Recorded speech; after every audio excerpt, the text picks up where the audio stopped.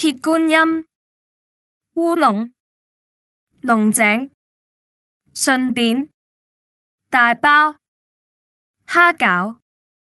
一陣菜單加河粉唔錯，隨便牛筋肉丸，另外淡豉油啱味，辣椒更好食唔好食得辣，元須九層塔碟熟芽菜。請問飲乜嘢茶？有鐵觀音、烏龍同埋龍井。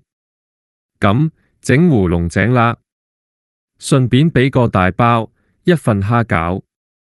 喂，你想食乜嘢？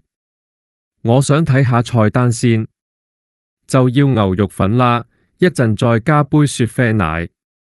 係咁先。好，請等一陣。呢度嘅河粉唔錯，想食乜嘢隨便叫。我要碗牛肉粉啦。飲乜嘢？雪茶得啦。老闆，唔該嚟碗牛肉粉同埋碗牛筋肉丸。另外，整兩杯雪茶。啲粉淡咗啲，要加啲豉油。你要唔要？我呢碗啱味，加啲辣椒會更好食。你都加啲啦。唔好，我唔食得辣。老闆，唔該，俾啲元須同埋九層塔，另外俾碟熟芽菜。喺越南，好似西貢咁，食早餐都好講究。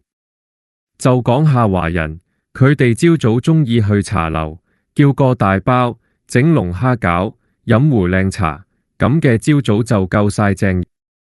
而安南人就有啲唔同，佢哋比較鍾意食河粉，飲咖啡，再唔係就食個牛排，飲杯雪茶。你又點啊？早餐鍾意食乜嘢？